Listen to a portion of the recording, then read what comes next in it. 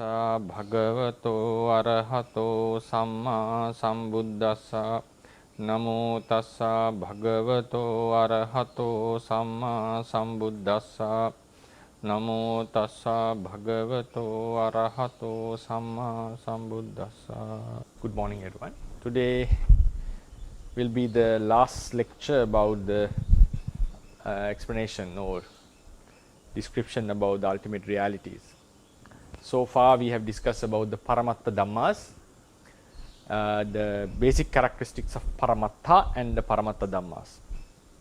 Then we started to enumerate what are these realities according to the Theravada tradition. Then first we discussed, we found that there are 89 chittas, 52 chetasikas and 18 types of rupas which are called ultimate realities. Nibbana we excluded because we are talking about the conditioned realities which are made out of causes, which are produced by causes. Then we first we discussed about the chetasikas, explained the chetasikas and how they are related to the chittas. Then we gave some brief explanations on 2 lectures about the chittas separately. First we introduced the chetasikas and how they are related with the chittas. If I recall our memory, our classes, we first classified what are the akusala chetasikas, unwholesome mental factors. Then the consciousness which are connected with these unwholesome mental factors were designated or were named as unwholesome consciousness. The mental factors which were called beautiful, their associates were called beautiful consciousness. Then we had some miscellaneous types of mental factors, we call them ethically variable ones. The ethically variables were connected with all types of chittas, but there were some 18 chittas that are only connected with these ethically variables, but not with the beautiful mental factors and unwholesome mental factors. Because the mental factors were divided into 3 groups, put into 3 groups: akusala, unwholesome, beautiful, and then ethically variable. Akusala, sobhana, and anya samana. These are the Pali terms. Then we briefly discussed about the chittas, the 89 chittas, they are groups. They have unwholesome ones, the beautiful ones, and also some 18 consciousness which are only connected with ethically variables. Then we divided the chittas into like 54 chittas belonging to the sensual pleasure, kama realm, 15 belonging to the rupa avachara realm, the fine material realm, then 12 belonging to the immaterial realm, and 8 as the supramundane, in the supramundane sphere. I hope you have got some idea about these things, like consciousness, though it is classified as one thing, consciousness, the act of focusing on a particular object, it has been categorized accordingly in this manner into 89 chittas, 89 consciousness, like which realm they belongs to, what sort of associations they have, and so forth. There is lots of information about each and every chitta that we need to discuss in future, but at the moment we are just giving an overall picture about what are they, what are the realities. Now today we are going to discuss the last part, the rupa, the matter. So if you go into the handout, previously given handout, the list of the Paramatthadhammas according to Theravada tradition, today we go to the last page, page number 8. There we find rupa, a subtopic called rupa, 4 great elements and 14 derived elements. 4 great elements were called mahabhuta. 14 derived elements were called upadaya rupa or upada rupa. Even the ya, upadaya, the second subtopic, upadaya, even if the ya is dropped, still it's okay. Upada rupa and upadaya rupa, both are correct according to the tradition. So this is the basic classification of rupa. Rupa means, normally in English we translate this as corporeal elements. Corporeal. That is a translation for matter. Corporeal element. So corporeal means something which is related to matter.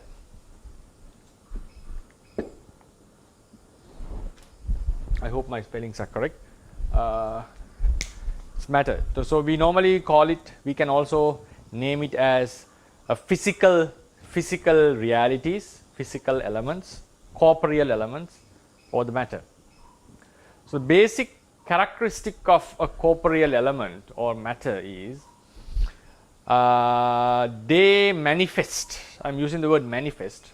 They manifest as things.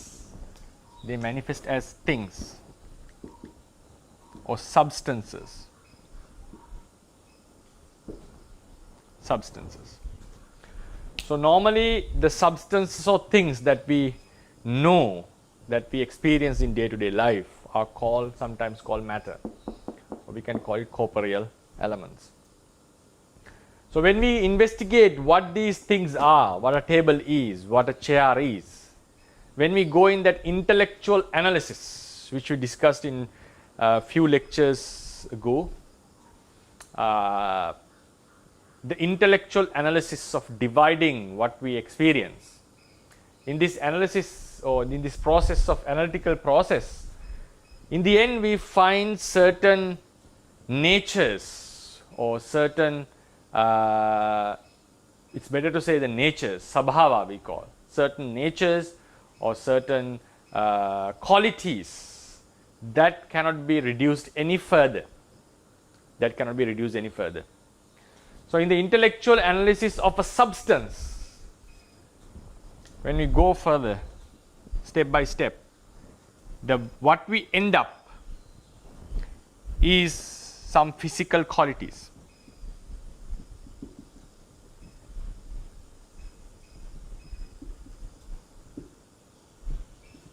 Physical qualities. For instance, we take the example of a table. A table is a thing that is made out of wood and it is kept in a certain manner. So when we think about this table, we understand that there is nothing other than wood here. The basic essence of the thing which is called table is the wood. There's nothing other than the wood. The same wood can be used to build a chair. So what is a what is a table? Then the question comes, what is actually a table is? Table is an idea which comes into our mind looking into the manner in which the wood has been kept in the space. I'll repeat that sentence again.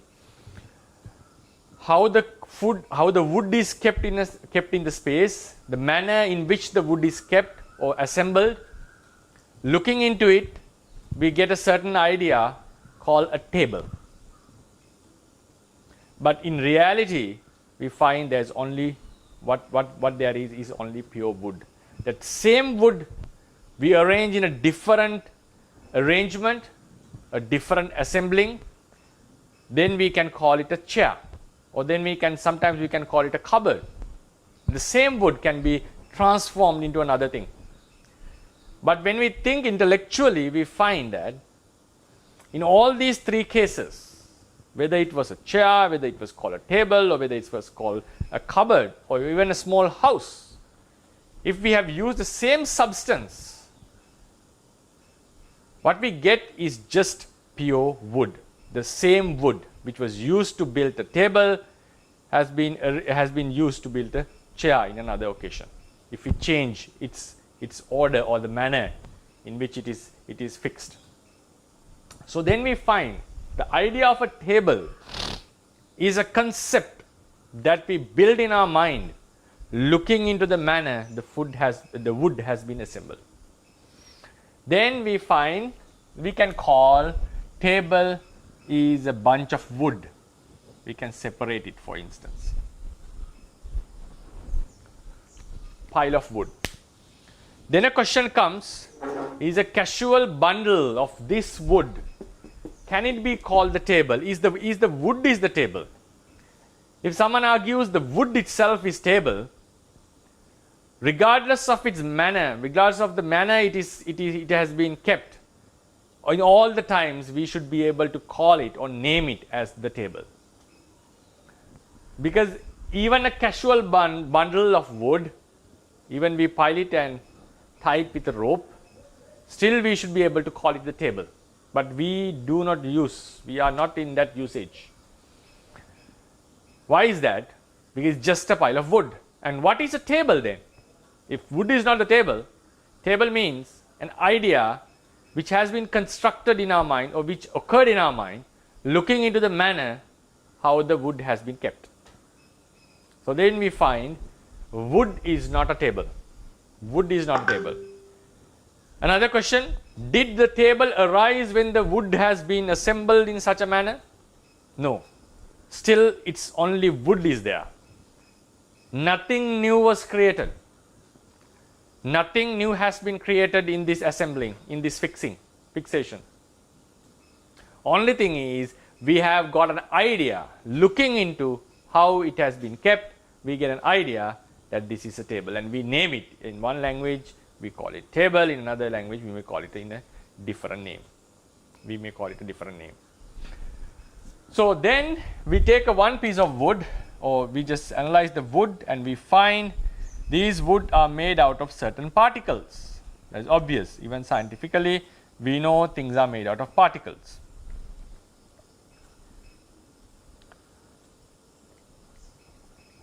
Even scientifically still, even after the quantum physics, emergence of quantum physics, still the idea of particles has not been disproved. Particles do exist according to science even. Sometimes these particles behave like a wave, so we call it particle wave duality. That's a different case, but still, even according to science, particles do exist. We call them subatomic particles. We're not going to do that scientific explanation, but when we analyze, we find there are certain particles which have their own identity. Identity means they are separate from each other. They are separate from each other. These particles are bound with each other with certain bounding forces. We call them APO. We can call cohesion. There are two types of cohesions. Cohesion which is within the particles and which also spread outside the particles. That we shall be discussing whenever we come into the chapter of Rupa in detail. So these are just particles.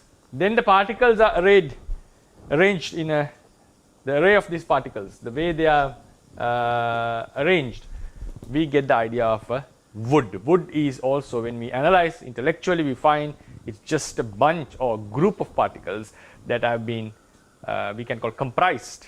Not by someone, but naturally which got comprised into a one form. Even we investigate or look into such a piece of wood with some microscopic view, we find that they are separate things. They are separate different things. So then we find, can these particles be called the wood? Can these particles be called the wood? The same particles can be arranged in a different way or give some different appearance, and we may call it something else. But sometimes we can say this woodness would be there in all the cases. But still, a single particle we are not going to call wood. We are not going to call wood a single particle. So then, one particle. If we take one particle out of this lot, we make it larger. This, imagine if this cannot be divided any further physically. If this cannot be divided any further, physically cannot be divided any further. So this would be the last building block of the physical world. If this cannot be divided physically, I would say. But the Theravadians' approach was, they thought and they think that this particle can be further divided. Physically, this is undividable, or whatever it is, not dividable. But intellectually, they find, the Theravadians find, this can be divided, but not into physical parts. This existence of this very particle can be explained in terms of physical qualities. In terms of physical qualities.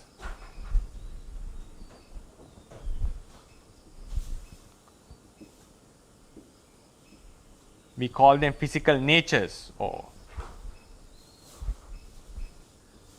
what are these qualities?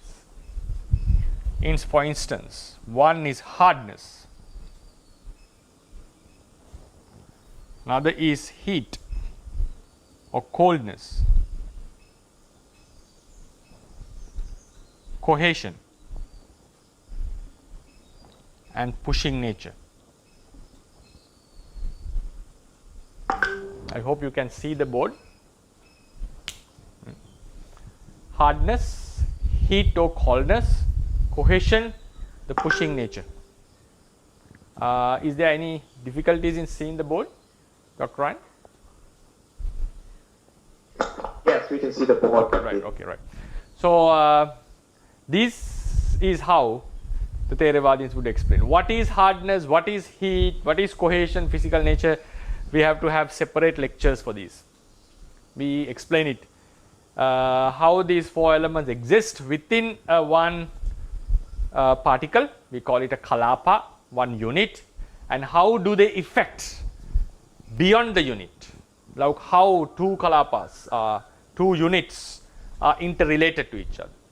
So these physical qualities has to be explained in few manners, like within a unit, how they affect outside the unit as an overall group of units. Anyway, so these are the physical qualities into which a physical thing can be reduced. A physical thing can be reduced into these qualities. These are not things. So when I say quality, what do we mean? We mean a thing does consume space. A thing consumes space. A substance consumes space. Normally that's how matter has been explained in the ordinary level. Matter is how much of elements, how much of particles that we have in a physical thing.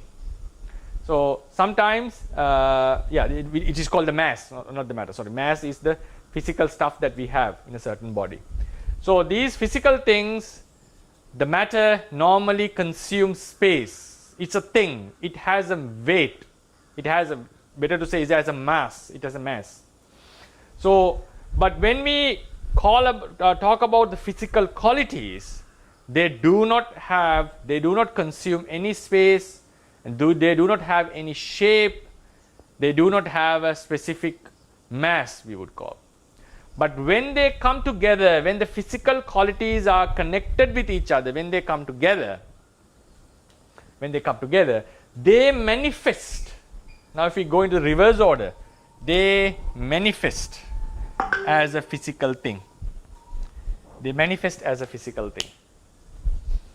These things, these small particles which are constituted with physical qualities come together, they create they appear as a one thing. This is a particle. When the particles are come together, they appear as one thing. When those things are connected, in certain manner, we get the things called table, chair, house, the human body, trees, and so forth. This is how the Theravadian explanation about the corporeality. So in this analytical process, the things or the qualities that we end up with, as they cannot be divided any further. Hardness is a quality. This hardness has to be explained in various ways. Hardness is a quality that allows something to be kept on itself, on its surface, and it's also a rough nature. A very basic explanation of hardness is it doesn't allow another substance to go through it. It doesn't allow another substance to go through it. That's why it can act as a surface. It's the quality. If we analyze this, what is the hardness of this thing? It is the quality. If two things come together, if two things clash with each other, they will be pushed away by each other. Why is that? The A thing, the substance, the A particle doesn't allow the B particle to go through the space where it consumes. So it's a very basic quality of hardness, not letting another substance to occupy its own space. So that's why that is a quality. It's a quality which we can experience in such a particle. For instance, even in science, when we go into subatomic level, how do we explain mass? Mass is the inertia mass, the resistance of the substance for the acceleration. The resistance of a substance for the acceleration. Otherwise, beyond that, we cannot explain even scientifically. We have a relativistic mass and also inertia mass. According to inertia mass is the substance is there is a certain kind of a resistance that for the acceleration of the thing. So when you want to accelerate a certain electron, there is a certain mass which opposes this. That's why things cannot reach the speed of the light according to the physical science. So likewise, this hardness normally, if I talk about the hardness only, hardness is a quality that doesn't let this another thing to go in. So normally in scientifically we stop in the subatomic particles. We don't divide. They call it scientifically we have the diameter and it has a certain space. It consumes a certain way and it also has a volume. So according to Theravadian, I'm not saying that this is proven. The Theravadian perspective, the way of thinking of Theravadians, maybe scientists would not agree on this matter. In this case, now Theravadians' perspective, they do not like to stop in a certain kind of a particle. If a particle is something which consumes space, which has a shape, and which has a volume, if it is something, they would like to analyze it into four qualities. How these four qualities exist in our hardness is some kind of a quality. We can roughly say is the hard quality, the rough quality, the very basic quality of hardness. It doesn't let another thing to go through itself. That is a basic quality of hardness. That hardness is kept in one place without scattering in the air by a certain kind of a force, inward force, which holds it into that particular position. According to Theravadians, the existence of these particles are momentary, they arise and pass away suddenly, but even at a subtle, short momentary existence, they remain in one place. That the thing was held into that place because of a cohesion. And that cohesion is an inward force. So then the hardness would not be stable if only the cohesion exists. So there is an outward push which causes this hardness to spread in a certain volume. That push, because of that push, the hardness, the resistance for another matter to go through it starts to exist in a certain space. Why? It has been pushed outwards. It has been pulled inwards by a certain force called cohesion. So when these three qualities exist, what happens? Hardness starts to exist in a certain volume of space and it is not scattered because there is a bonding power which keeps it in one location. So because of this cohesion and because of the pushing nature, what happens? The hardness starts to appear in a certain space. So it gets a certain volume and a shape. It appears as a something. Then the second element, which we call the heat or the coldness, according to the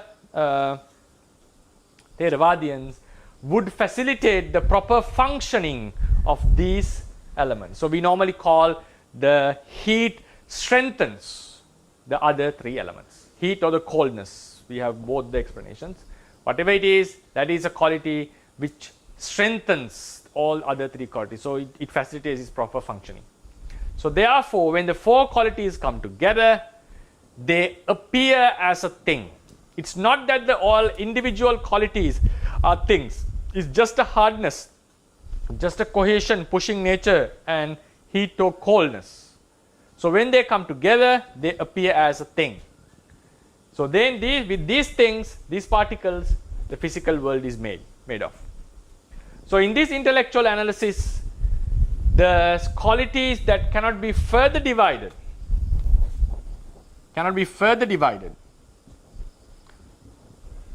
are called rupa according to the ultimate teachings.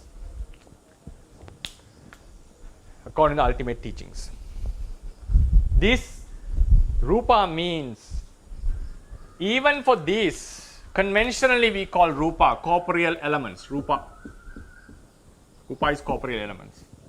Conventionally we may call these things rupa. In the intellectual analysis of this kind of a rupa, a thing, the qualities that we end up with that cannot be further divided are also called rupa in the ultimate sense. Conventionally this is a rupa, ultimately these are the rupas. So when we are talking about the ultimate realities, these physical qualities are called rupa according to the Theravada tradition. So then when these are the main four qualities, we call them the great elements. If you go into the handout, you find there are hardness, cohesion, and liquidity. Liquidity is something has to be explained with a bunch of particles. Then heat and coldness, and then vayu, pushing or bolting nature, the pushing nature. These four elements has to be explained. Now we just explained about how they exist within a particle and how they affect each other within a body of particles. Also has to be explained further. I will not take much this moment to. I will not focus on that aspect at this moment because it takes some detailed explanation. Then when these four great elements come together, there are some other elements which also appear together with them. If we go into number 6 in the 14 derived elements. 14 derived elements are the rupas when the four great elements come together. Make it clear. The four great elements come together. Hardness, heat and coldness. Right? When the four great elements come together, few other new elements also appear within a cluster. Within a cluster means they stay always in cluster. I think in the very first lectures we mentioned none of the conditioned realities according to the Theravada tradition exist alone. Always they coexist with some other conditioned realities. We call them clusters. Mental clusters or physical clusters. Physical clusters were called Rupa Kalapa. Mental clusters were given the name Chittupada. If I recall the studies again, Rupa Kalapa. Rupa Kalapa. Physical clusters. Then we have mental Nama Kalapa.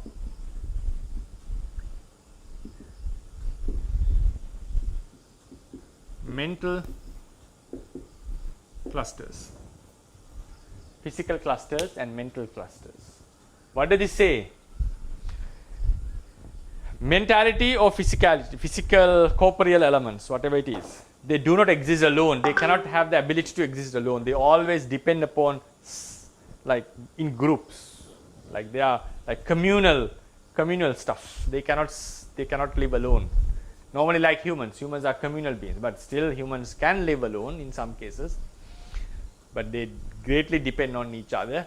So likewise, Rupa Kalapa and Nama Kalapas, Rupas and Namas has to depend on each other for their existence. And sometimes even the Nama and Rupa depend upon each other. For instance, like the human life, Nama and Rupa are interrelated. We are talking about even a Rupa cannot exist alone. It has to coexist with some other Rupa. Rupa and Rupa are mixed together. Mixture doesn't mean they become one thing. Even though they manifest as a particle, but still the four great elements can be found in that very particle. The same way, Nama Kalapas, Chitta and Chetasikas, we have discussed, Chitta arise with Chetasikas.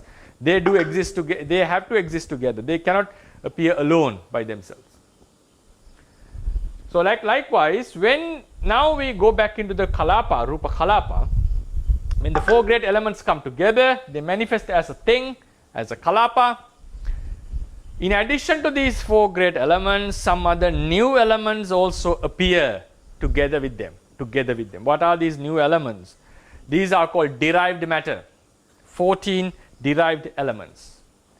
So derived means they they are derived, appear from these four great elements, but actually if we go into the essence of the teachings, we find this derived matter depend on the four great elements.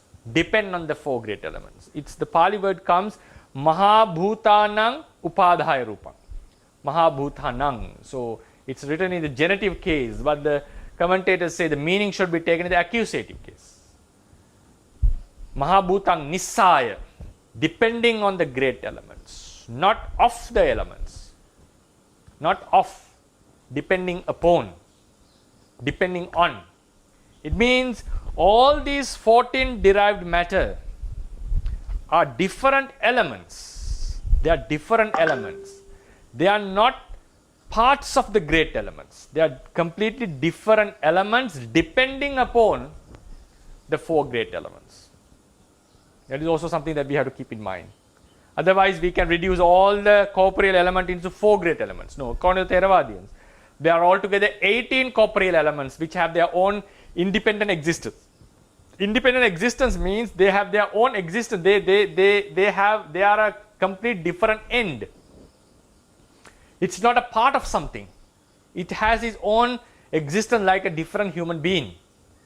But they cannot exist alone. That is a different case because they are unable to exist by themselves. So they do depend upon each other, but that doesn't mean the derived matter belongs to the great elements. Even great elements cannot exist alone. They have to coexist with each other. So in the same way, derived matter exists on this. Now why do we distinguish? Because if everyone is depending on each other, why do we distinguish the great elements and the derived matter? The reason is normally the derived matter doesn't get the support, the four great elements doesn't get the support from the derived matter. It's the great elements are supporting the derived matter. So it means that we have two main classification, the four great elements. If you look into the handout, then we have 14 derived elements. So the support is given from 1 to 2, not from 2 to 1. The main support. There are few cases like 2 rupas who support these four great elements, but that is for their persisting during their persisting period, not for the arising when they are coexisting. So we normally say it is also a fact in the tradition that the four great elements support the derived matter, not the derived matter is supporting the four great elements. But it doesn't mean derived matter doesn't have their own identity. They do have. But they greatly depend on the four great elements. That's why we classify them into two groups. So in the physical world, the most prominent or imperative is the four great elements. Then we come into derived matter. When they come together, certain derived matter exists or happen to arise together with them. Another thing to mention, these all material stuff, material qualities, whether we call it stuff or qualities, they have a momentary short existence, like the nama, like the mind and the mental factors. But the thing is, according to the Buddha's teachings, because in Anguttara Nikaya he mentions that he doesn't see any other element which is faster or which changes rapidly as the chitta changes. as the chitta does. Therefore, according to the Theravadians postulated or suggested that the matter has a long lifespan than that of a mentality. So, rupa lasts longer than chitta. So, in the very ancient commentaries, Buddha has never given a specific mentioning in the Tipitaka how long, what is the ratio between matter and mentalities. In the very ancient commentaries, they suggested it to be 16 and 1/3 of 16 consciousness and 1/3 the rupa exists. When it comes to Pali commentaries, referring to the some text, the Venerable Buddha rejected this idea and suggested that it is 17. The mind exists, the rupa exists for 17 mind moments. That is what normally we study these days, but that was not the idea of the ancient commentaries. They explained about a rupa which has 16 mind moments and 1/3. Then when it comes to the Mulatika, the sub-commentator, he goes back and says it has 16 mind moments. Anyway, there is an argument, or there is no agreement among some scholars about this lifespan, but a fact that is accepted by all the Theravadians is that the rupa exists longer than the chitta. The accepted norm, the idea within the tradition presently is that chitta, rupa exists for 17 mind moments. Like one rupa arises and lasts and passes away. During that period, 17 minds arise and pass away. It's like if rupa arises and lasts and passes away, just drawing it roughly, 17 minds arises and passes away. These are 17, just for one rupa. So these are momentariness of rupa. So according to them, non-like science, which advocates that all the electrons, protons that we have were created in the Big Bang 13.7 billion ago. The Theravadians are of the opinion that even the rupa, the physical stuff, exists and arises and passes away, like the virtual realities in physical science. There is a reality called virtual reality, which are not considered as the main essence of the universe. These virtual realities in the space arise and pass away, and it has been proven by scientifically that such elements out of nothing appears and passes away. So Theravadians' realities, the physical realities, are of similar nature. They arise, pass away. But it's not out of nothing. There is a reason for that. That reason, sometimes a physical element, physical stuff, physical thing can exist. While it exists, another physical thing, which is a combination of the four great elements, appears suddenly and passes away. And out of this, when it exists, another physical stuff arises in a different location. It is not coming out of it like a bacteria is divided into two cells. Not like that. This is because this particle, a new particle arises. That is how the Theravadins explain, and it passes away rapidly after 17 mind moments. It's very, very rapid speed has been explained in the Theravada tradition. So now during this momentary existence, now I come back to the derived matter. During this momentary existence, there are some other elements that arises and exists together with the great element. So if you go into the list of the 14 derived matter, we find Chakku Pasada, eye sensitivity, Sota Pasada, ear sensitivity, Gana Pasada, the nose sensitivity, Jiva Pasada, the tongue sensitivity, Kaya Pasada, body sensitivity. So these sensitivities doesn't mean the physical eye. Within the physical eye, there are the four great elements. In one part of the eye, there is a certain sensitivity or mirror-like quality, I would call. A mirror-like quality. Mirror means now when there is a mirror, the things of the light would reflect on it, and the shadows or the images of the objects would appear on the mirror, on its surface. So likewise, within the eye, inside the eye, there is a certain physical quality which accepts the images of the physical things which are in front of it. So it is sensitive to the color actually, but the color, how the stuff is arranged, it appears in a certain shape. The color is more prominent. So then this color makes a contact with this mirror-like image, the sensitivity. We call it the eye sensitivity, the mirror-like quality within the eye. So then because of this connection, we happens to see our consciousness. The eye consciousness arises on the eye and it starts to see the object. For instance, it's not the brain, according to Theravada, it's not the brain which sees the object. It is the consciousness that sees the object. This is the eye. There is certain kind of a sensitivity here. Physical object, when it makes a contact, a consciousness arises.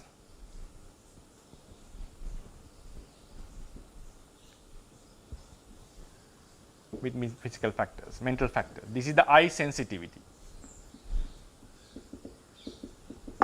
This is the physical eye. The entire thing is the physical eye. Eye sensitivity is the quality, like the mirror-like quality, which allows the images of this physical thing to appear upon. The same way, ear sensitivity is the quality that is physical quality. This physical quality exists in a kalapa. Kalapa means in 4 great elements, when sometimes within certain 4 great elements, this sensitivity exists. So that becomes sensitive to the, we call the physical color. So then ear sensitivity is, there is a certain kind of a sensitivity within the eye, ear, which is sensitive or receptant of the sound. Ghana pasada, nose sensitivity, the smell receptants like receivers, or the sensitivity which is sensitive to the smell. Tongue sensitivity is a quality which becomes sensitive to the taste. Body sensitivity means a certain quality within the physical body which is sensitive to the touch. So they all depend on different elements. Like different elements, when the 4 great elements come and appear as things, substances, these in some particles, these sensitivities are found. Then when we come to another a few types of derived matter, these sensitivities, the first 5 sensitivities, are not found in all the 4 great, not found in all the particles. But these now, 1 now, number 6, number 8, Gandha, and number 9, Rasa. 6, 8, 9. According to the Theravadians, whenever the 4 great elements come together, a color also appears in that same location. What does it mean by color? Color is something which is sensitive to the eye sensitivity, which is sensitive to our eye. So for the 4 great elements appear in that same location, in that cluster, a new element called color does appear. That color doesn't belong to any of the 4 great elements. Now, if we say the yellow color cluster, yellow. Now, cluster is made out of Patavi, Apo, Tejo, Vayu, hardness, cohesion, heat, and pushing nature. It's not the color of hardness. It's not the color of cohesion. It's not the color of heat or the pushing nature. Color is a separate element which arises when the 4 great elements come together. When the 4 great elements come together, it's a separate element. Unlike in science, according to science, color is a property of the light. It's not a property inbuilt within the object, but according to Theravadian, color is within the object. It's an inbuilt quality. And everything in the world has a color, but there are certain colors which are very subtle, so our eyes are not sensitive to. So for instance, the air also has a color according to Theravadians, but it is not sensitive. It is not sensitive to our eye. Then number 8, Gandha. When the 4 great elements come together, there is another separate element appearing in the cluster, within the cluster, which we call Gandha, or the smell. Scientifically, smell is a sensation. When the chemicals react with the receptors in the nose, a sensation which arises is called the smell. It is not something within the object. It is not a property of the chemicals. Chemicals contacting with the smell recepting cells or receptors, a sensation occurs. That sensation is termed as gandha. Even the same for the gandha means smell. For the taste, chemicals reacting with certain cells, sensation appears, that is called taste. But according to Theravadians, smell and taste are within the object. They are not just subjectively known. They are not subjectively known. The object itself has a gandha and rasa, the odor and taste. So Theravadians advocate that whenever the four great elements come together, this color, taste and smell do occur together with them, together with the four great elements. Then we come to number 7, the saddha. Saddha is sound. Sound is not found in each and every element, each and every particle. When four great elements means they cannot exist together, exist alone. Great elements means when we say four great elements, they exist in clusters. They manifest as things. So these clusters, when they clash upon each other, clash with each other, or when the clusters which are closely bound to each other are separated, when there is a clash or a separation of the bounded clusters, a new cluster appears. For instance, when two clusters clash,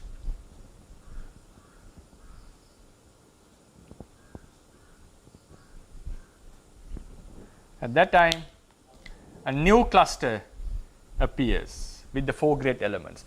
In that four great elements, there is something called sound. This sound becomes sensitive to our ear. This sound becomes sensitive to our ear. Scientifically, we know it's just a wave which has a different functioning than the electromagnetic waves. It's a different functioning. This sound makes an impact on our ear, so we hear the sound. So sound is something which is inbuilt in certain particles. When the particles clash together or particles which are bound with each other are separated. This is how the Theravadians would explain. So these Varna, Gandha, Rasa and the color, sound, odor and taste are greatly different. The Theravadian explanation greatly differ from the scientific explanation, that I have to admit. Then there are another two types of special elements which are called Itti Bhava and Pumbhava, femininity and masculinity. Femininity and masculinity, which is also inbuilt quality in some kalapas. So according to these two, we have to explain how something a person become a feminine or a masculine. Then we go into, in the further explanations, we go into the lust. There are two types of lust called Itti Raga and Purisa Raga, the lust of a man and lust desires of a woman. So that is the main reason for this someone to beget the certain sex as living beings during the samsara. Either one is a man or a woman. There can be transgender, like transgender means transition of gender within the tradition. But how the tradition explains is not what we see today. It happens overnight, but normally we know that it happens. It is a process. It's a process. But still, according to Theravadians, there is a moment that a person has to be called a woman or a man. There is a clear cut in it. Even though it has happened over time, there is one moment that still a man transforming into a woman. During the process, still he is called a man, and then at one moment he should be called a woman according to the Theravada tradition. So though it takes a long process, there are certain clear-cut explanations, because there is no third gender according to the Theravadians. There is no third, only in man and a woman, masculine and femininity. But there is explanation of it has happened in the past, like transition of gender. It happened to a monk, and the Buddha mentions that it's not necessary to reordain the monk. He gets all the vasa that he had already, and he's the same preceptor. No need to change the preceptor even, but he should be given the status of a bhikkhuni. A monk became a lady, and she was automatically transformed into bhikkhuni. And a woman became a man. A bhikkhuni became a man, and he was put into the monks group clan, and he became a monk. He had all the vasa and so forth, and also there are explanations the Buddha gave. What about the offenses? That if the person has committed the offense that is common to both bhikkhu and bhikkhunis, still that offense is valid even after the transition of gender. If a monk has committed some offenses that are exclusive to monks, which are not given to, not enforced on bhikkhunis, in such cases, if the gender transition happens, the monk, the new nun, is free from all the offenses that he had committed as a monk. Committed as a monk means that are not common to the bhikkhunis. If those offenses are common, also have to be followed by nuns, still that falls. Follow him. He has to purify himself. He cannot just have excuse on it. So likewise, there are certain Vinaya protocols on it, and few other. So Ittibhava and Pumbhava are certain two natures within the body, within certain kalapas, which makes the entire body to appear as a man or a woman, as a man or a woman, right? So in some cases, these two qualities may not exist. Both the qualities may not exist. So we call him a napunsaka, or a person without a specific sex. Then Hadevattu is Hadevade Rupa, means the conscious. Now certain particles have another separate element called Hadevattu, which enables the consciousness to appear upon it, which becomes the base for the consciousness. It becomes the base for the consciousness. According to the tradition, it appears in the heart. It is found in the heart, within the heart, not the physical heart, within the heart. So the consciousness appears on such clusters, which the consciousness cannot appear on just normal clusters.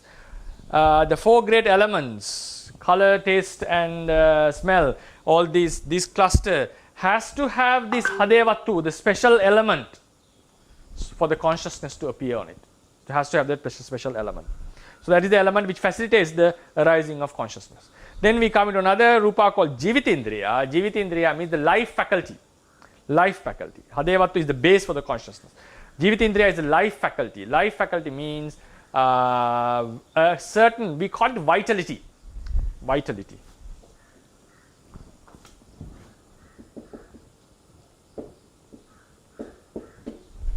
In ancient philosophies, people believed that, according to science, what I'm saying, scientific point of view, they should say, in ancient world, the people believe that there is some kind called vitality, which is necessary for the living being to sustain during his course of life.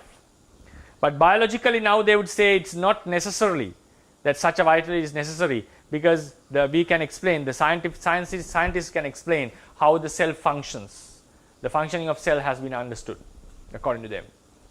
But in the Eastern philosophy, especially in Theravada tradition, so sometimes the vitality is given by the God. In some cases, like in Theravada tradition, this vitality is created or produced by the past karma, actions we have done in the past. The karma is the energy of this life, the life blood, which is the fuel which makes our body life to continue till from our birth to death. So there is a certain element called vitality, life faculty, which appears in some clusters, not all the clusters, but they are spread all over the body, all over the body. So this vitality causes for the continuation of the body, for the proper functioning, I would call. When the vitality is there, the elements, the separate element, the particles would function in generation. Their generation would not collapse.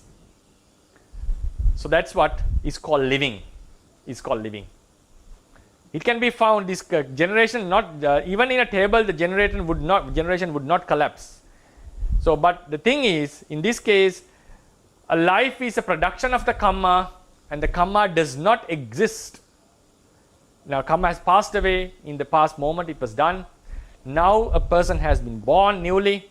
The karma does not exist anymore. There is a potency of force. We are talking about a reality. So at the absence of the karma, still the life which is produced by the karma can sustain. Why it can sustain? There is a certain element called vitality, the life faculty, right? That we have to explain. There are lots of information to be given to understand this faculty overall. Then our final element is oja, the nutriment. This is also whenever the four great elements come together, when the four great elements come together with color, taste and order, color, taste and smell, another element comes is the nutriment. Nutriment is when it has been eaten, when it is been put into the body, it supports the body of certain beings, or it creates new corporeal elements. So it's called the nutriment. It is highly found in food, edible food. Even in this wood and all this stuff, the nutriment can be found. I think some of you are aware that there are people who can eat steel and glasses and still sustain, still can live their life. So the reason is, according to Theravadians, this oja is found in all the corporeal elements. Right? This is the basic explanation of the rupas. So these are all just qualities. Out of the 14 derived matter, number 6, 7, 9 and 14, color, 6, 8, 9 and 14, color, order or smell, taste and nutriment can be found in every cluster. Whenever the four great elements come together, these four are found in every cluster. That is the mainstream Theravada understanding everywhere in the universe.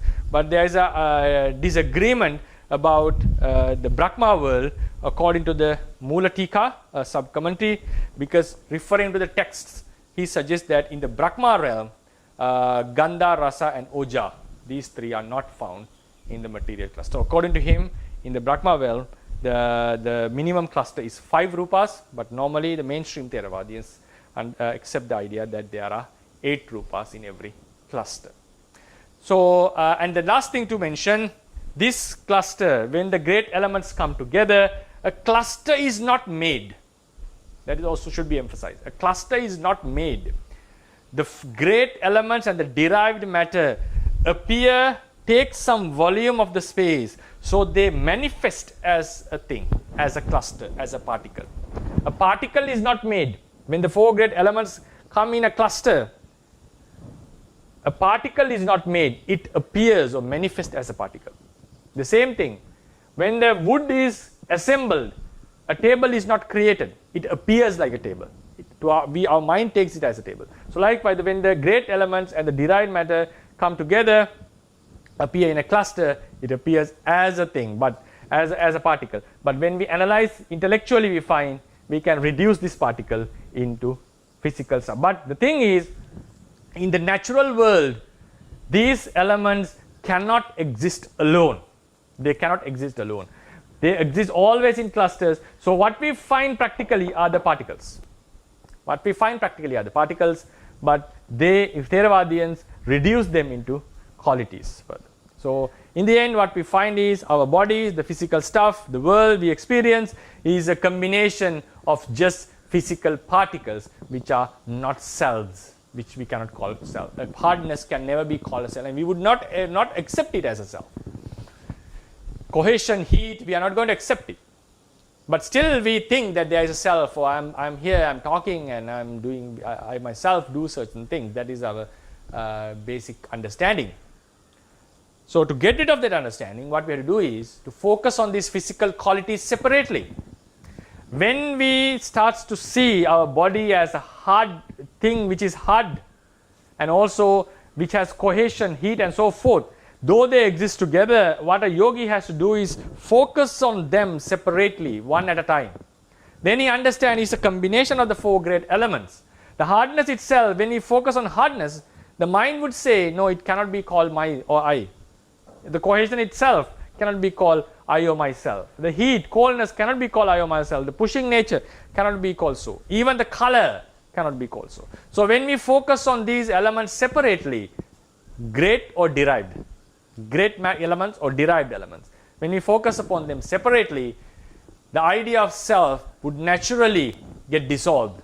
Like when we are rubbing a stubborn, a soap ball, a bowl of soap. When we start to rub it,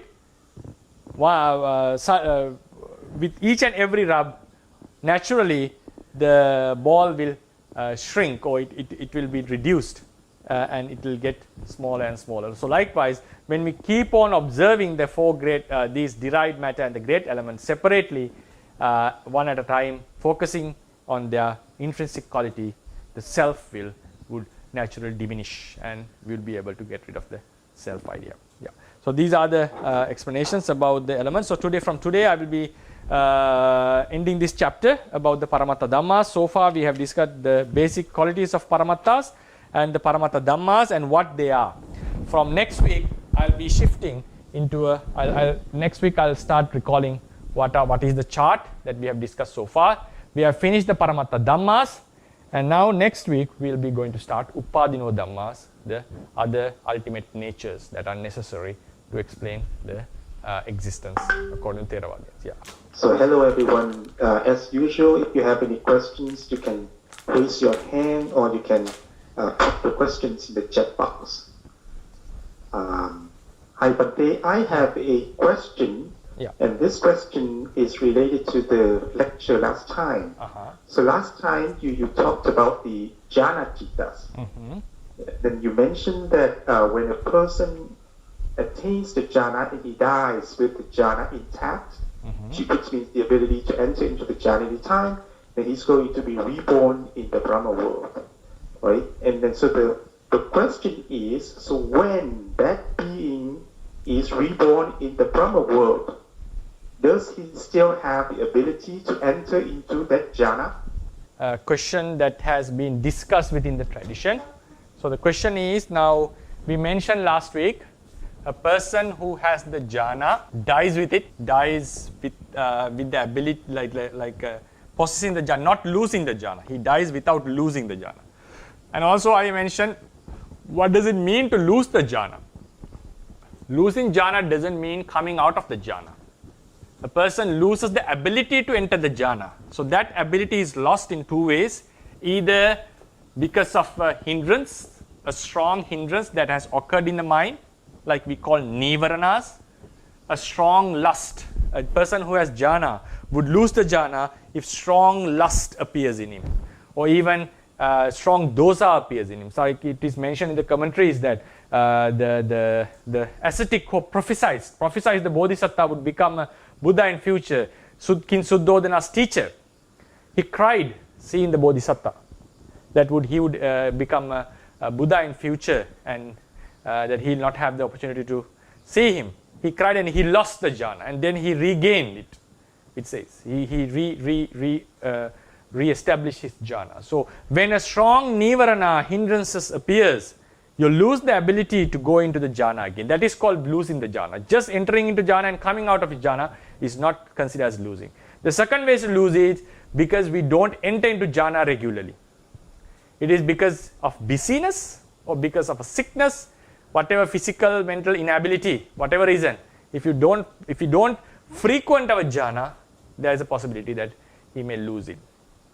And the tradition advocates that a putujana may lose the jhana in both the ways, whatever, because of nivarana or because of not practicing. Ariya Puggala, like a Sotapanna and so forth, may lose the jhana because only if he doesn't practice. Normally, hindrances are not going to destroy his jhana because hindrances have been already cut off. Some have been cut off and weakened because of his path consciousness. Now the question comes, a person with a jhana. This is a person with a jhana person, I would name him. He dies and is born in the Brahma realm. Brahma, he becomes a Brahma. The question comes, does he naturally possess the jhana? Does he naturally possess the jhana by birth? According to Lady Sayadaw, Venerable Lady Sayadaw, he has a jhana by birth. This is called Upapatti Siddha Jhana. Normally we put Siddha Jhana, double. Siddha Jhana, right? Upapatti Siddha Jhana. The jhana one possesses by birth. These jhanas are considered as asankarika even, according to him. Some teachers would say, some are of the opinion that they do not possess the jhana by birth. There are arguments for that. Now, the ones who say that they do not possess the jhana by birth, a question raised is, if they do possess the jhanas and we know there is no hindrances in the Brahma realm, Brahmas don't have hindrances, how can they come back to the human realm? That is the one question raised by the ones who say that there is no jhanas in the by birth. For that, the answers are given by the ones who accept the idea that there are jhanas by birth. One is, there is a possibility that the jhana Brahmas may not practice and lose their jhanas. There is a possibility. And the next thing is, what has happened in the Aganya Sutta? Like people, the Brahmas have a desire to be born in the human realm. Why is that? Their Kama Raga was not completely abandoned. So even though it doesn't appear as a Nivarana level, in the hindrance level, they still have a wish, because of the uneradicated Kama Raga would cause them to like to be born in the human realm. Because it's normally the Brahmas would wish, they have a certain thought when the world is destructed. It is better that the human world is created again. It's better that the Deva worlds are created. They sometimes get a desire to get into the Kama realm. Because why is that? Because the Kama Raga has not been completely eradicated. This desire doesn't come into noble Brahmas. Even a Sotapanna Brahma would not never get that desire to come back. Because his Kama Raga, even though it's not fully eradicated, it has been weakened by his noble attainments. So therefore, even the ones who, according to the teachers who possess, the Brahmas possess jhana by birth, there are two ways a Brahma can be born in the lower realms. Well, that one is because of losing the jhana by not practicing, because of pamada, it's not nivarna, but they may not practice regularly. And the next reason is they have a desire to be born in the nikanti, to born in the Brahma human realm. So that's why even a person who possesses a jhana in the human realm, if he wishes, he can be born in the human realm. That wish or nikanti. So likewise, a Brahma may also have such a desire or wish to be born in the human or Kama realm. The next thing to strengthen this argument is the Arupa jhanas. The Arupa jhanas. We know that when we go into the Arupa realms, we know that this is the fourth Arupa realm, a person in the third Arupa realm cannot have the lower jhanas. He can have only third and fourth. He can have only third and fourth. So normally we know if someone doesn't have a jhana, he has to practice the jhana from the beginning. Like if someone wants to go into the Arupa jhanas, he has to first practice the Rupas, second, third, fourth, and then go into Arupa jhanas. So in that process, it is mentioned in the Abhidhamma that someone who is born in the Arupa, in a particular Arupa realm, does not possess any of the lower Arupa jhanas, nor the Rupavachara jhanas. So, but it is also mentioned that he possesses that particular Arupa jhana. If the person doesn't possess the jhana by birth, a person who is born in the Arupa realm doesn't possess the jhana by birth, he has to start from the beginning. And there is no possibility that he would start from the first jhana. So if the jhanas are found within them, the only possible, the best explanation, I would not say the only way, the best explanation would be that they possess the jhanas by birth. So therefore, teachers like Lady Sayadaw are of the opinion that jhanas are possessed by Brahmas by birth. Some teachers, as I remember the Janaka Abhivansa or some other teachers, prefer that they do not.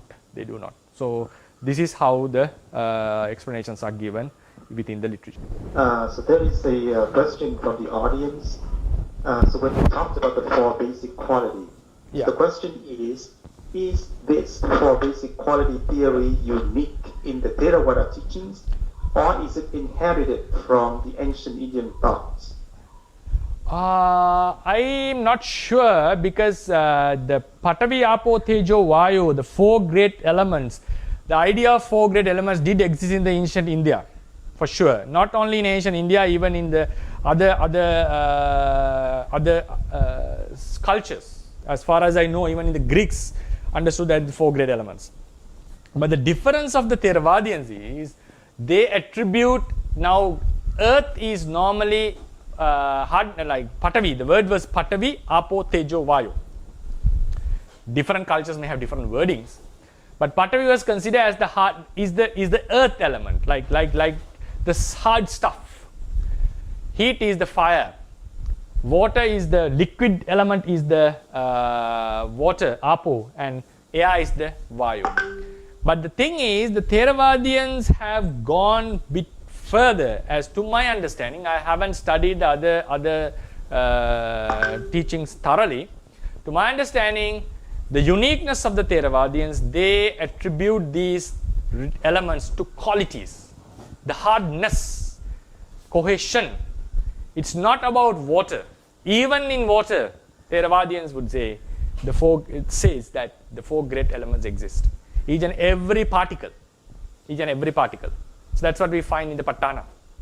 So according to the Theravadians, the uniqueness would be they are not talking about a hard thing. They are talking about the hardness. They are not talking about a liquid. They are talking about the liquidity or the cohesion which binds each other, bounds other elements. They are not talking about the fire. They are talking about the heat, the quality which is called heat. They are not talking about the air. They are talking about the pushing nature, the flowing nature. So attributing these great elements into qualities, mere qualities, not for substances, I think it's a uniqueness within the Theravada tradition. I'm not sure because not sure whether the Sarvastivadins also had this explanation about the great elements in such a manner, but I'm pretty much sure that in the ancient Indian thought doesn't contain this kind of quality explanation.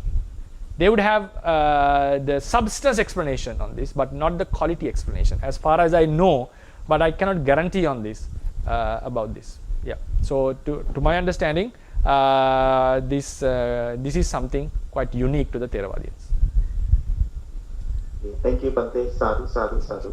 And the question, Bhante, is about the lifespan of Chitta, Rupa. So you said earlier that in the ancient commentary, it is mentioned that the lifetime of the Rupa is 16 1/3 mind moments. And then in the common acceptance in the Theravada tradition is it should be 17. And then you also said that in the Tika, then it says that 16. Yeah. So in the case of 16 1/2, 16 1/3 and 16, then how do they explain in terms of Citta Viti for the case of Ati Mahantaramana? Because in that case, we know that there are 2 Tadaramana. So how would they explain it for that case? I haven't studied it thoroughly, because the thing is, the idea didn't get blossomed on 16 1/3, 3-1. It was mentioned by Buddhaghosa that this does not match with the explanations found in the Yamaka. So he rejected the idea. So I'm not able to say how the ancient commentaries would apply this into the Atimahantaramana Viti. But when we come into Mulatika, according to him, Tadalamana, if my memory was correct, can be even 1. It's not necessary for to be 2, according to him. So that's how he would explain that 16 mind moment, Rupa into Atimahantaramana with the 1 Tadalamana. Then with the ancient commentaries, to be true, I am unable to say how they would explain it. But this has been a well-defined, very well-defined explanation in the ancient commentaries, which was translated by Buddhaghosa, and he said, I did translate this. This is how we say, I did mention this explanation 16 and 1/3 consciousness Maya Rupa, because it has been explained in the ancient commentaries. But still, this contradicts with the teachings found in the Yamaka. I'm not sure whether it's fully, when you read it, because it's not the Rupa chapter, otherwise I would have brought this discussion and have a thorough examination on this matter, on this case. But according to him, I would say he rejected the idea based on information found in Yamaka as he thought, and then he brought that the Rupa has to have 17 mind moments, and based on that, this then I would not say based on that the Tichaviti was created. Then we have a two Tadarammana process, in two Tadarammana theory in the Ati Mahantarammana Viti. But according to the Mulatika, it's one Tadarammana is enough. I am unable to say how the ancient commentaries would fit into that. I haven't done any research on this. Yeah. Okay, thank you, Bhante. Sadhu. Okay, please go ahead, Robin. Okay, thank you, Dr. Ryan. Good morning, Bhante. Good morning, Robin. Bhante, I have two questions, Yeah. Bhante. The first one is related to the last lecture, Bhante. I remember when I saw the recording, you mentioned that the way to be happy, according to our teaching, is then to arise the kusala mind moment as much as possible, Bhante. Yeah. Could Bhante please give some kind of guidance how we can arise the kusala mind moment more, and maybe like some kind of tips, Bhante, in our daily life? And also the second question is regarding the Hade Watu, Bhante. So could Bhante please explain it a little bit more, especially when Bhante said that it is in the heart, but it's not inside the heart. So I'm a little bit confused by that, Bhante. Thank you, Bhante. Okay. So regarding the wholesome mind moment, there are many ways that the wholesome mind can be aroused.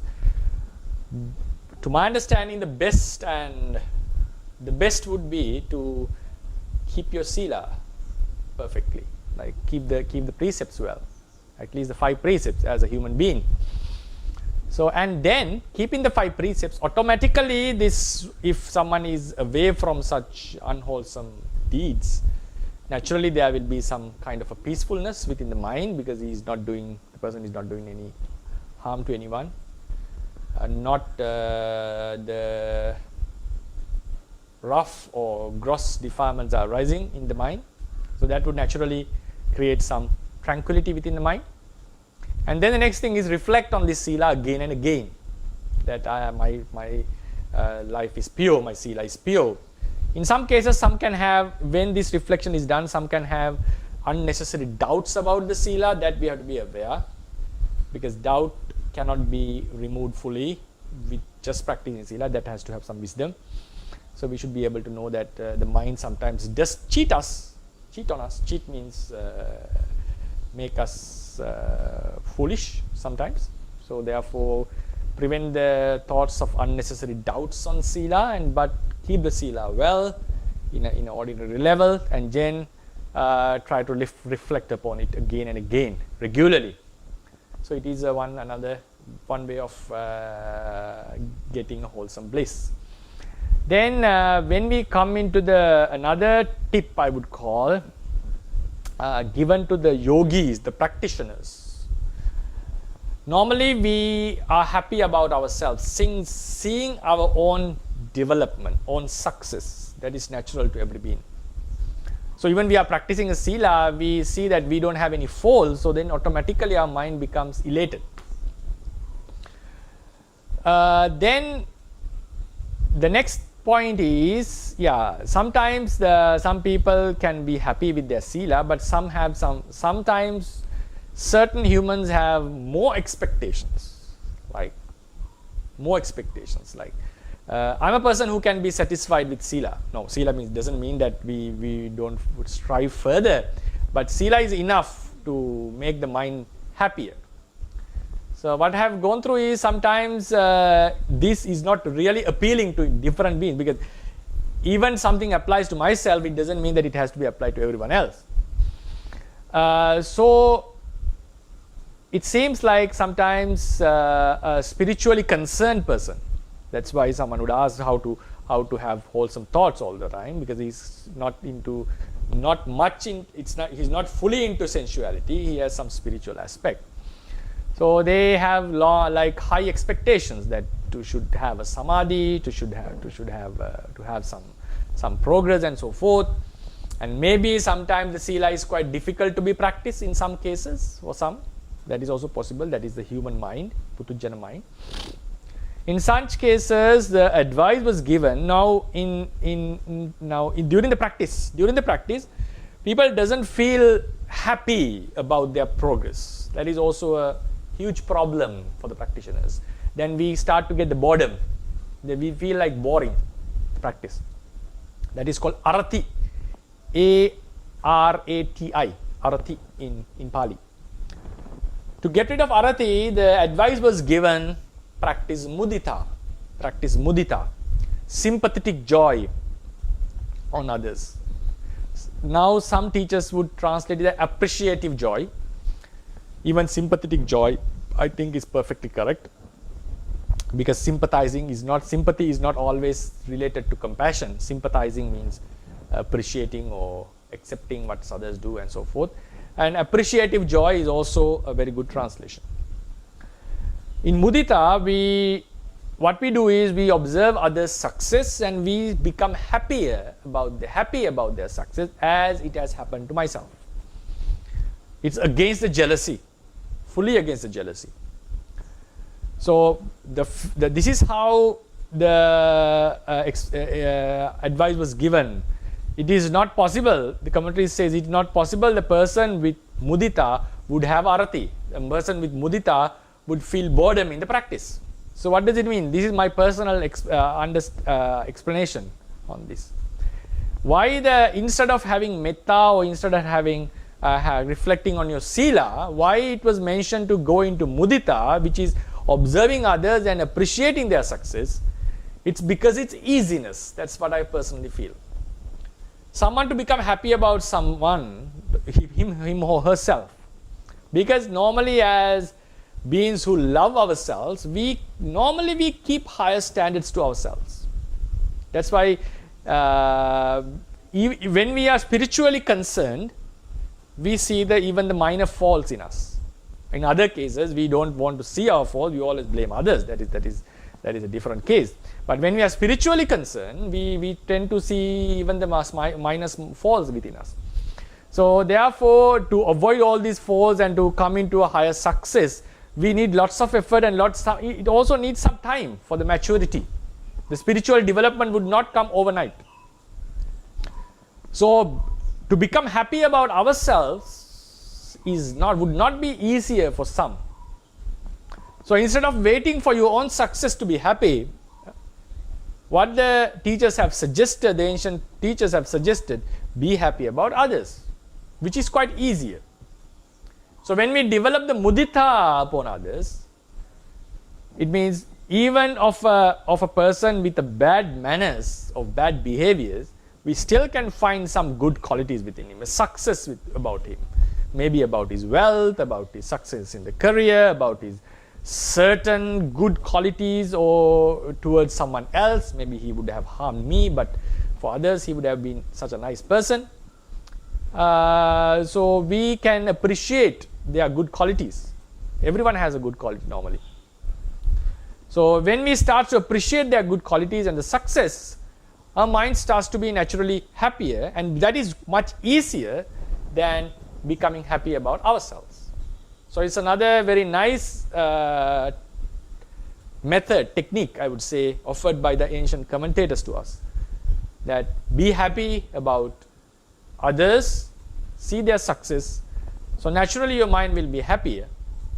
And that happiness would facilitate your own success, because when the mind is happy, it's easy to develop. Do whatever thing, whatever practice we follow.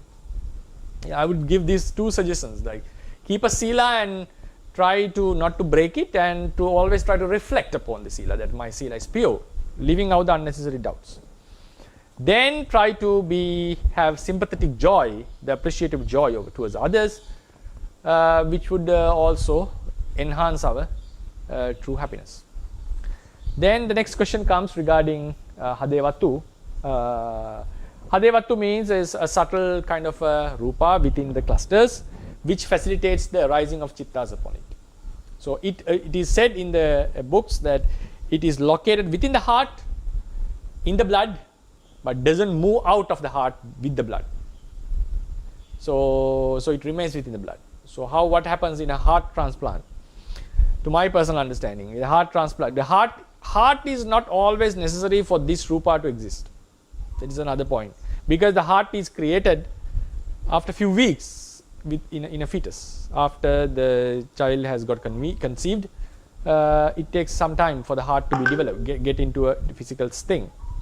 So during that time, according to Theravadians, the heart base does exist and it is not located within a heart.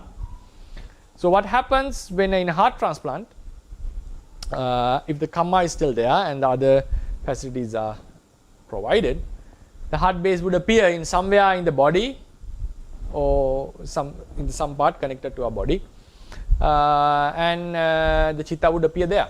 When the heart is planted, new heart is planted, it would start to appear within the heart. Then isn't it the brain? Yeah, brain has a huge effect on it. I think I have mentioned this few times. Brain has an effect to the mind, even though physically they are in two different locations, because the physical effect, rupa affecting other rupas. Like for instance, the oja, the nutriment within each and every kalapa is affecting the entire body according to Theravadians.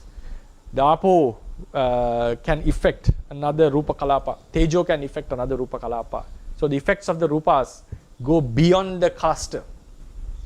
So likewise, the effects of the brain, according to Theravadian, they are also connected as one system. The brain really needs the support of the consciousness really needs the support of the brain to function properly. So this brain has a distance effect on the consciousness, which is located in the heart. So that's how we would explain about the heart base. So according to Theravadians and according to the experience of certain yogis, the mind is located somewhere here, and in the books it is mentioned within the heart, not the physical heart, as subtle rupa kalapas, subtle matter, matter which exists in subtle rupa kalapas within the heart, associating the blood, but does not flow out of the heart while the blood is circulating. Yeah. Sadhu, sadhu, sadhu. Thank you, Bhante. Please go ahead, Sagale Punya. Yeah. Good morning, Bhante. Good morning, Sally. Could you please give the reference when you talk about the ancient commentaries? Okay, I can give you now. Go to the Dhamma Sangani commentary. No, sorry, Vibhanga commentary. Sorry, Vibhanga commentary. First chapter, we have something called Pakinnaka Katha, page number 20, Vibhanga, Chatta Sangayana.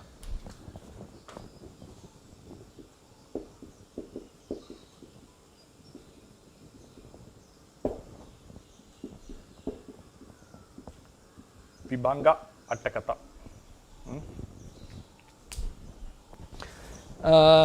Page number 20. It's a long explanation, but the specific,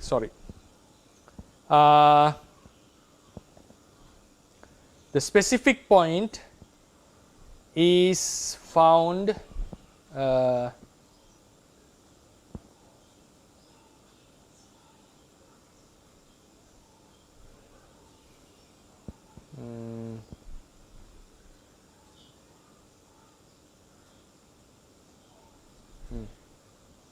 can be found in Karuparinamam. Yeah, in the page number 25.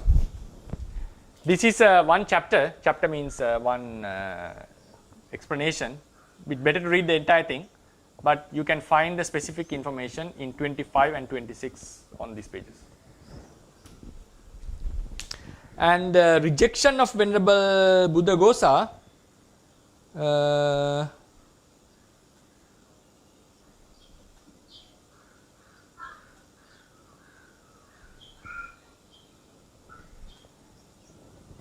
Buddhaghosa, Venerable Buddhaghosa rejects this.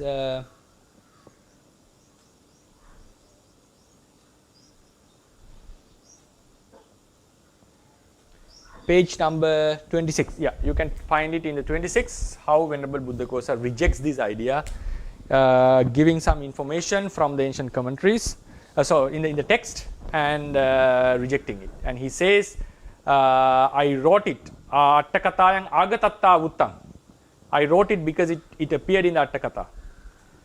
Then he tang yasa sankaro nirujjati tat kaya sankaro nirujjati tasa chitta sankaro nirujjati iti amantati. The Yamaka, the quotation he brings, Imaya Palya Virujjati. This contradicts with this Yamaka teachings.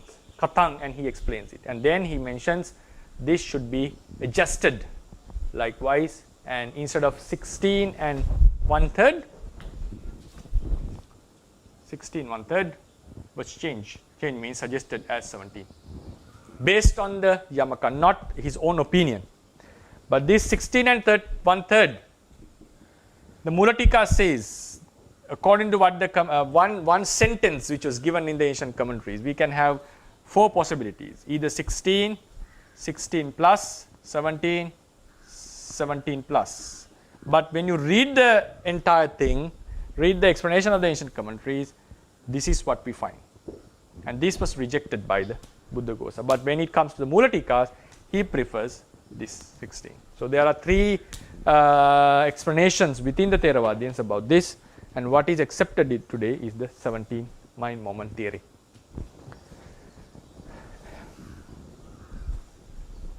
Okay, thank you, Pandit. Okay. A second question is when you expand about the transferred gender, if a monk, Okay. if a monk was transferred the gender, he committed an offense which is excluded from the bhikkhu offense.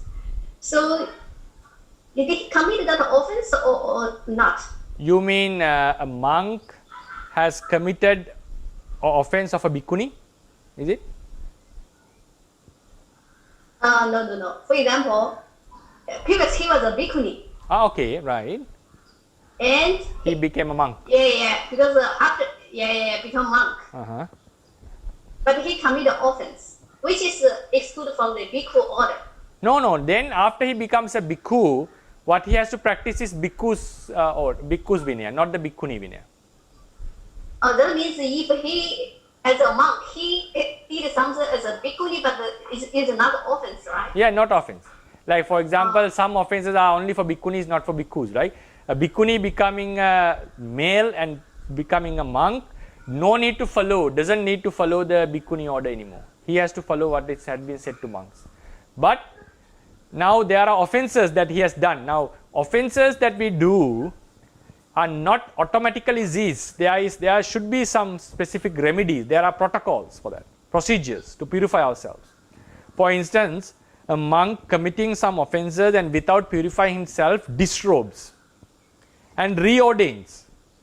The Buddha mentions clearly in the Vinaya, after his reordination, all the offenses that he has done and were not purified are still valid for the next ordination. He has to purify them in the new ordination. It's connected. They are connected. So likewise, a nun committing some offenses exclusive to nuns, exclusively not for monks. Somehow gender is changed. He becomes a monk. Those offenses that she has committed, which are only to nuns, would automatically be ceased because there is no way this monk can purify them. They are already gone. Even his gender transits again, still those offenses are cleared, because with the transition of gender, those offenses become clear.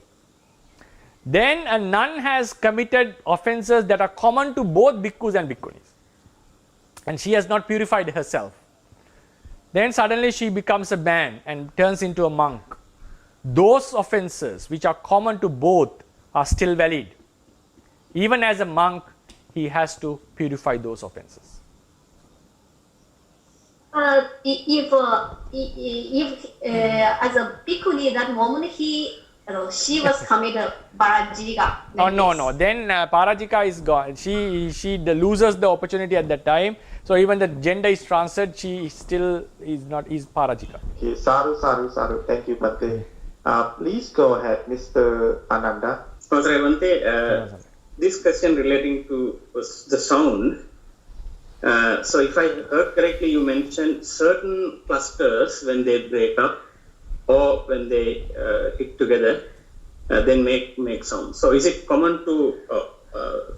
Does it mean that it is only to certain clusters, or it is common to all the clusters? Like, I mean, all clusters when they hit each other, then should they emit the sound? That I am unable to say, because this what I can say is, now certain sounds are so subtle that cannot be detected by our sound receptors. So, and it doesn't mean that the sound doesn't appear. So the question is a question comes like, does every cluster having clashed each other, does it produce sounds? I'm not sure about that. I think that there should be some kind of strongness of the impact to create such a sound. I think so, but I'm not sure about that. This is what I feel when the question was raised.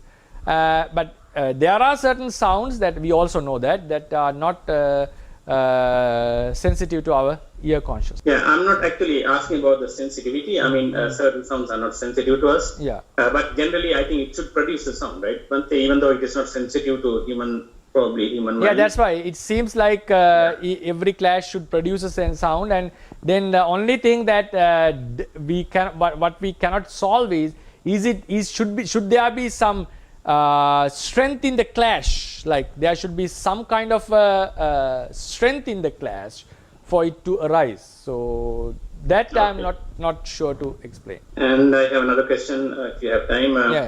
This refers to Napunsaka question, Ittibhava Puruṣabhava. Mm-hmm. So does Buddhism recognize that people can be or Sattva can be Napunsaka, or without any gender? Yeah. Does it recognize? Okay. It's very common. When they are born, and can it be at the birth itself? Like normally, can you be? There are two types of Napunsakas. One by birth, one at a later stage. Yeah. So normally by birth there is a Napunsaka. Okay. It's a widely accepted theory. Yeah. Okay. So is there any particular reason why that happens that way? It's a very rare occurrence, right? But is there any particular reason given by the teachings? Two reasons. One is the weakness of the Patisandhi Kamma, weakness of the Kamma that gave the rebirth. And the next thing is another Kamma could hinder the Kamma and prevent it from giving sex Rupa, Bhava Rupa. Because Bhava Rupa is produced by Kamma. It's a outcome of, it's a Kammaja Rupa, it's produced by Kamma. We didn't classify it in this manner here in the lecture, but in the Rupa chapter we do it. The Bhava Rupa, the sex element, is it can be found in every part of the body. So that element, that quality is arising based on Kamma, and sometimes a different Kamma may hinder the arising of such Rupas. And the next thing is the weakness of the Patisandhi Kamma. Sadhu. Thank you, Bhante. Just a short question here, Bhante. So, can a transgender person be ordained? Can. Only a Napunsaka person cannot be ordained. And there is another person called, how do you call it? I think you remember the word, Dr. Ryan? The one who has both Ubato Bhyanjanaka? How do you call them? Ones who possess both the sex organs. Yeah, sex organs.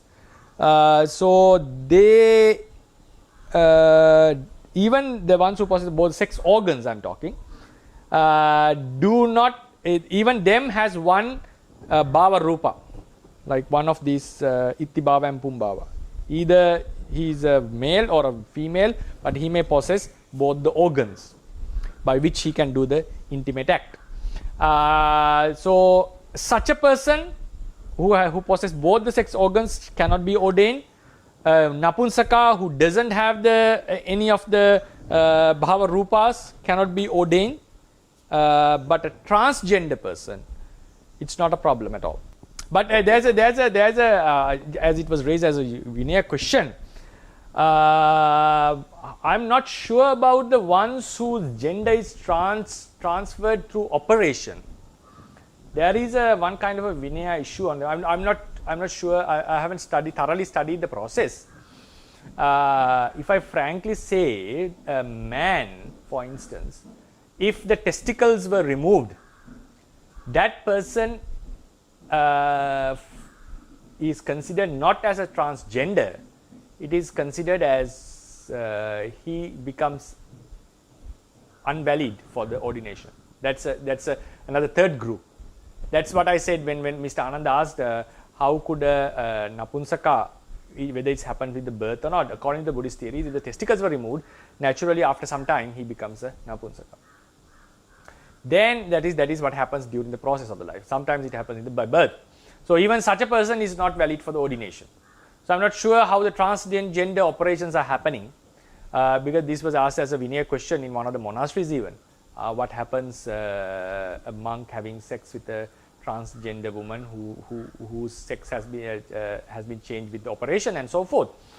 In the end, there was an answer that since it has not actually happened naturally, that it ends up in a Tulache and so forth because of it was not a natural organ. So that's therefore I'm not giving the concluding answer. But if it has happened naturally, if it has occurred as a natural process, sure he can ordain. There is no obstacle for that. But I'm not sure how there are like male becoming man becoming male, man becoming a female becoming a male. In the case of a male becoming a female, I'm not sure how to apply this into Vinaya. I have to search on the process of the operation, what happens to his physicality, and how it relates to the Vinaya. But if it is a natural transgender, there is no obstacle at all that he can be ordained. Swami, when you were talking about matter, coming from a physical science perspective, the other obvious quantity that people study about would be the time. So based on the Theravada teachings, what would the time be defined as? Is it a physical property or a perceived property, or something that is derived out of other materialistic qualities? Okay, so I'll be explaining this at the end of the lecture series. Like there is the last lectures, not the exactly last lecture. In another few lectures, I'll be discussing on this matter about the space and the time. I'll also give not in detail, but how the Theravadians look into this concept of time. So I'll just, as the question was raised, I'll give a very basic explanation, because actually to be true, there is no such a detailed explanation about time within the Theravadians, because according to Theravadian, time is a concept. Time is a concept. So, but the way we explain, the Theravadians explains the Einstein's relativity theory, and this is not going to affect that, because we are talking about within one framework. Now, according to Theravadians, the realities occur and pass away. Chitta arises, passes away. Chitta arises, passes away. This is the mind process. Looking into two different occasions, if we take these two occasions, better to say occasions than locations. So, looking into these two occasions, we construct the idea of time. So, how a Theravadian would look into this is, it's just the natural mind process has occurred, nothing else. Looking into two specific moments of the mind process, looking into these two moments, we create an idea that something has passed, something has passed. But when we look into this without the idea of time, we find just the process has occurred, just a mind process has occurred. So therefore it is like some Western scientists, philosophers especially would say that there is nothing called time, but there is some they call a time capsule in our brain, according to them, by which we construct the idea of time. This is some idea of some Western philosophers. Even while the general relativity is still existing without being disproved, still they have idea that time is something created by the mind. Then, but within this, I'm not saying that I'm not proving this. Like this is how the Theravadians would explain. Then the question can come: what about a mind moment? Isn't this, when we say a mind moment, isn't this idea, isn't this the advocating of time implicitly? Isn't that without time, how can you explain about a mind moment? So the philosophy behind this theory that the Theravadians would say time is just a concept is that there is only a certain natural action occurring, knowing an object. Action occurs, arises, passes away. If another action occurs at the same time, within another, like my chitta occurs and another one's chitta occurs, according to Theravadians, both the chittas would start, it was not there, and it passes away together. So we normally say that both the chittas have the same lifespan, have an identical lifespan, because we can judge. The measuring stick would be the mind moment. So if two minds happens at the same time, they passes away simultaneously. So therefore, this would be the yardstick to measure the idea of time. Then we can go further. Another argument can be raised. We also say a rising moment, just imagine that there are two mind moments, because normally we say three, but just for the time being, two mind moments, arising and passing away. We also say that these two mind moments have an equal lifespan, equal duration.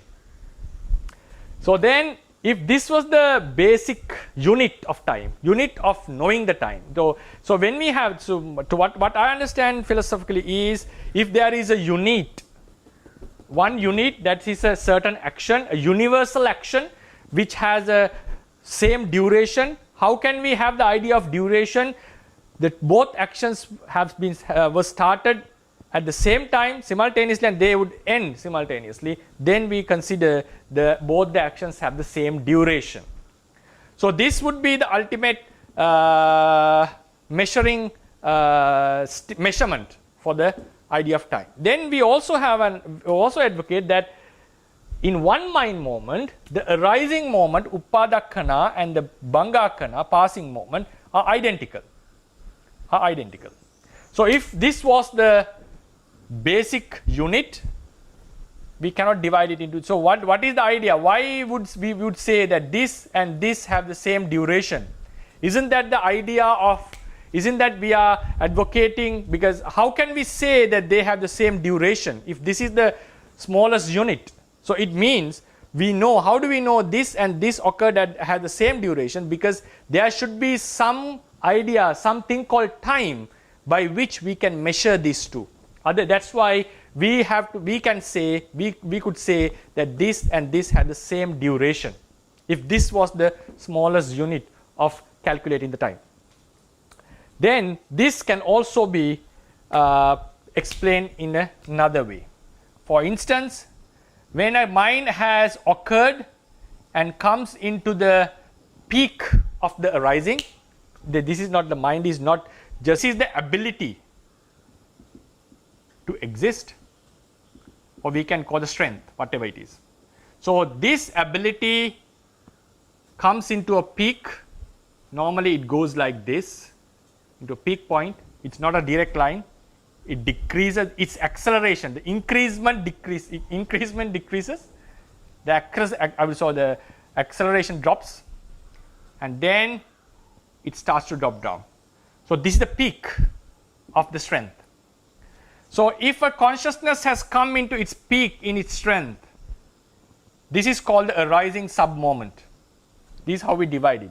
from that moment to the vanishing moment is the passing away sub-moment, Bhanga Kala.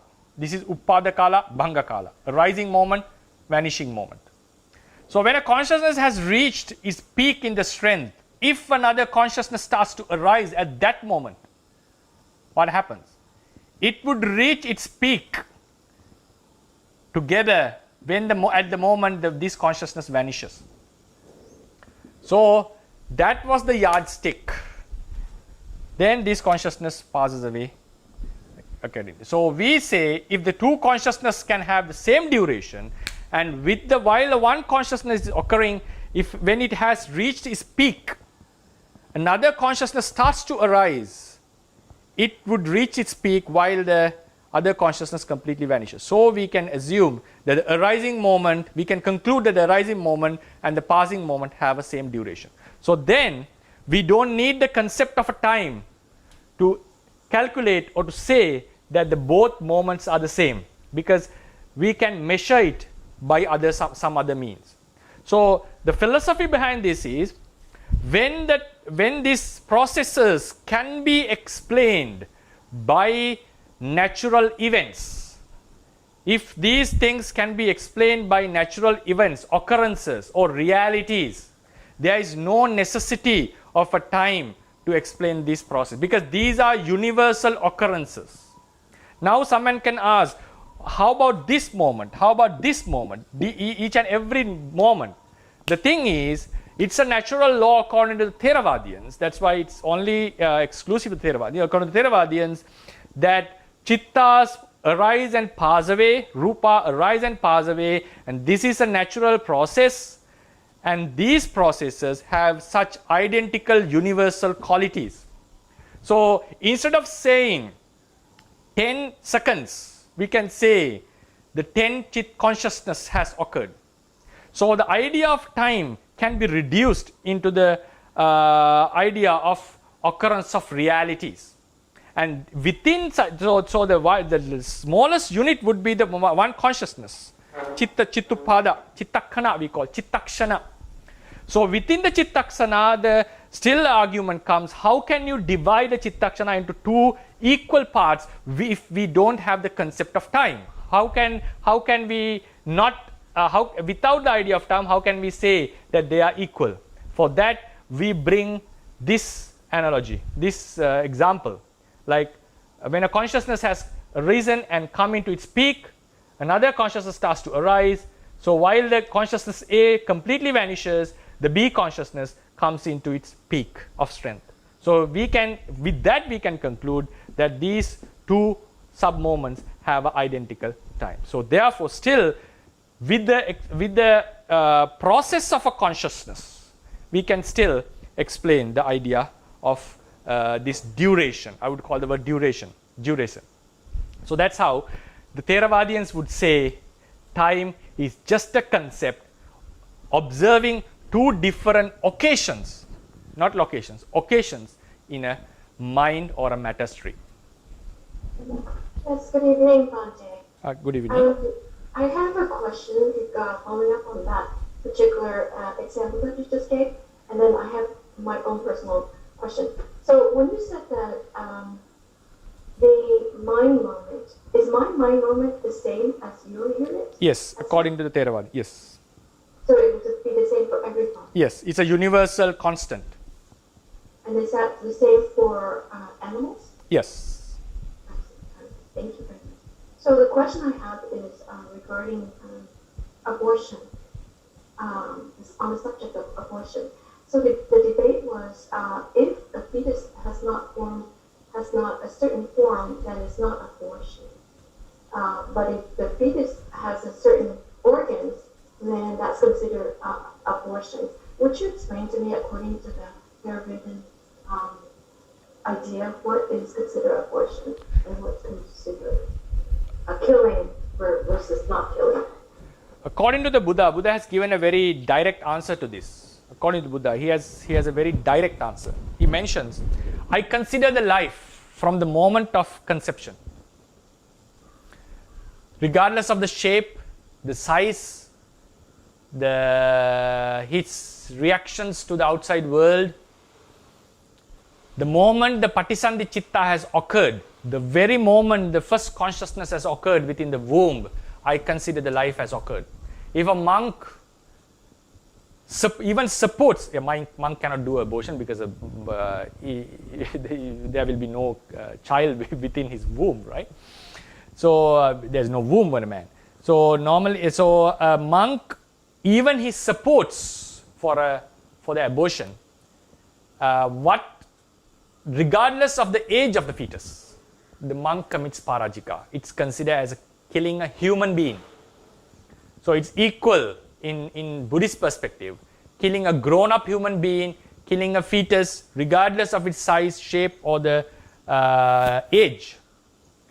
If he causes for its death or for non-living, in whatever means, giving a medicine, instructing, maybe showing a path or giving the address of a doctor who does the abortion, in whatever means he supports, he has committed the killing. So this is how the Buddha would say. It has clearly been mentioned from the moment of Patisandhi monks, he said monks, from the moment of Patisandhi, I consider it's a living being, human being. So when is that the eggs, the sperm takes the egg? Is that when it gets fertilized, like not fertilized, like it gets, the consciousness appears, right? So this is not directly mentioned. Buddha has not given a specific time for that. But when we go into the literature, we find like it can have some duration. It can have some duration. Because for instance, Bodhisatta's conception, it was sure that the sexual intimacy between Mahamaya and Suddhodana has occurred for surely at least one day before, because on that specific day, Mahamaya, the mother of the Bodhisatta, has observed the 8 precepts. So she was not having any sexual act with his husband. That's according to literature. For if we go into that information as creditable, if we consider it as creditable, then we have to consider that the sexual intimacy or the fertilization has occurred some time before the conception. But there is a story called Kattahari Jataka in the Jataka book, I think, if my memory was correct, number 4 or something, Kattahari.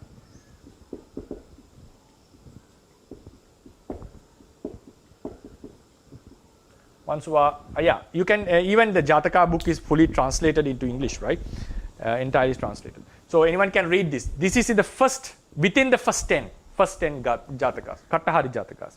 The Kattahari Jataka, one king, while wandering in a garden, met a certain woman and had sex with her because she was very attractive. The Jataka said, on that very moment, even while the king was still there, before he has left, the mother felt that she was conceived with a child. So it shows that even at that moment, it doesn't mean after how many minutes and so forth. So according to that Jataka, in that very moment, after the sexual intimacy has happened, the child got conceived. And when we go into the Bodhisatta story, that's for sure it has taken more than one day. So there is some kind of, according to the literature, I'm not familiar with the scientific explanation on this. Normally, within a certain range of time, conception can happen. And also it is mentioned in the Dhammapada commentary, while the Mahakassapa was observing the life and death, birth and death of different beings, especially the human beings, he found that within a lady's womb, after the fertilized eggs were there, within a lady's womb, in many ladies' wombs, creatures suddenly appear, get conceived, and passes away, similar to the water bubbles which appear and passes, arise and vanishes when a rain is falling. So it was like many beings are appearing and passing away, only one person who has the capability or strength, the karma is strong enough, would sustain in a mother's womb. So Buddha, while he was observing, the Mahakassapa was observing, Buddha saw his observation and he gave some advice to the Mahakassapa. that so that also is mentioned, that such conceptions do occur regularly in a fertile lady's body, but only one or few would sustain. Yeah, this is how I'd like to share. Thank you, Bhante. It's a debate among the Christian friends of mine regarding what fetus being aborted and when it's acceptable and when it's not. Okay. And I had stated that it's not acceptable, period, but they disagree with me. Okay. Thank you for that. Okay, you're welcome. Thank you, So, Bhante. okay, sadhu, sadhu. So shall we call it a day? Okay. Sadhu, Bhante. Yeah, I just have a comment on that. Very short comment. Okay, Bhante. sure. Because I had a chance to read a thesis, a master thesis of a monk on that, Parajika. And I remember that it says that the time frame is 7 days. Bhante. 7 days, right? So so the egg and the sperm meet together. And then there is a time frame for 7 days for the conception happen. Okay, this makes sense. Yeah. You couldn't get the reference, right? You don't remember the reference. But I know who. I mean, I can get the reference. Oh, please. You can share next week in the class, if you possible. Sure. Okay, thank you very much. So we'll call it a day, and with this merit of teaching, discussing, listening Dhamma, may all of us be able to attain the full liberation soon, and also may this merit support for the sustaining of Buddha's teachings for a longer period. Buddha sasanang chiran titthatu, Buddha sasanang chiran titthatu, Buddha sasanang chiran titthatu, sadhu, sadhu, sadhu.